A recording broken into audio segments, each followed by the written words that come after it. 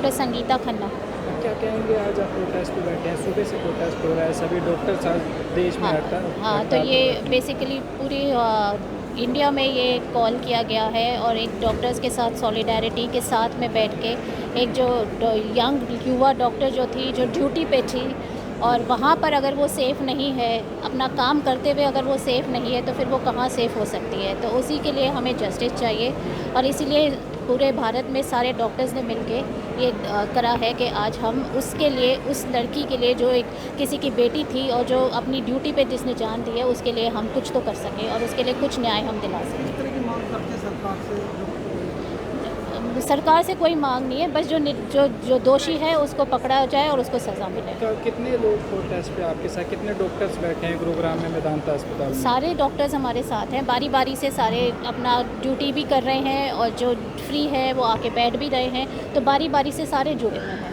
तो सरकार से कुछ कहना चाहेंगे ममता बनर्जी सीएम से? नहीं, हम बस ये चाहते हैं कि जो दोषी है उसको बेसिकली जो है वो उसको लड़की को जस्टिस मिले और जो दोषी है वो पकड़ा जाए और उसको।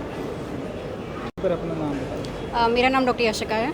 क्या कहेंगे आज protest मेरा पे? सिर्फ और सिर्फ एक मैसेज है इस प्रोटेस्ट के थ्रू भी और इन जनरल भी, सिर्फ और सिर्फ ये बात समझानी ज़रूरी है कि अगर एक लड़की, एक औरत कहती है कि उसके शरीर और उसकी आत्मा को छूने का हक सिर्फ उस इंसान को होना चाहिए जिससे वो इस बात की परमिशन दे, तो इस बात को समझने के लिए किसी भी इंसान को किसी प्रोटेस्ट का बहाना या सहारा नहीं लेना चाहिए। ये बहुत ही छोटी और बहुत ही कॉमन सी बात है जो कि किसी भी इंसान को समझ आ जानी चाहिए। और जैसा कि मैम ने भी बोला, दोनों मैम ने बोला कि अगर कोई भी इंसान, कोई भी लड़की अपने काम की जगह पर सेफ़ नहीं है तो फिर वो कहीं भी सेफ़ नहीं है। हम यहाँ लोगों की जान बचाने के लिए आते हैं, इसलिए नहीं आते हैं ताकि एक दिन ऐसा है कि हमारी खुद की जान दांव पर लग जाए। तो that is the only message जो हम सब देना चाहते हैं। आप भी अब डॉक्टर हैं, जी। आप भी एक नौजवान हैं, कितना डर लगता है आपको? अब आप बहुत डर लगता है, बहुत डर लगता है। कल मैं ड्यूटी कर रही थी और मुझे घर के लिए निकलने में थोड़ी देर हो गई।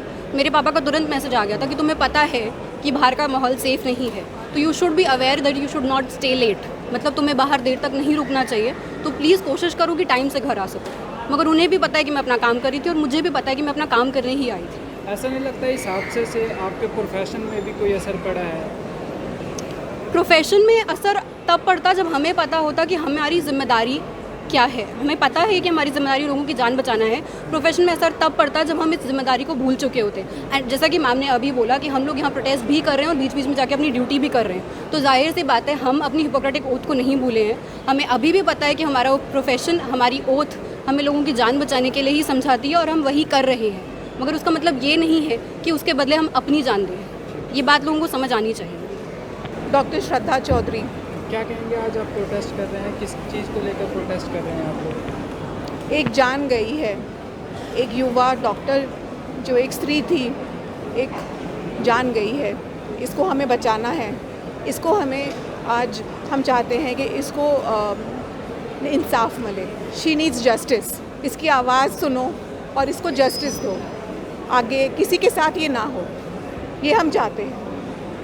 फिर कब से आप हड़ताल पर बैठे हैं और कब तक बैठे रहे? आज सुबह 8:30 बजे से हम यहाँ पे हैं और हम ये प्रोटेस्ट कर रहे हैं कि हमारे देश में स्त्री की जो लाइफ है वो इतनी चीप नहीं होनी चाहिए कि इतनी ईज़िली वो गवाई जाए और हम आँख भी ना झपके।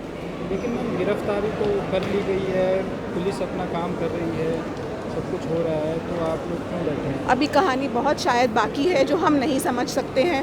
हम सिर्फ चाहते हैं कि उस लड़की जिसकी जान गई वो अनमोल जान थी, उसके लिए हम इंसाफ चाहते हैं।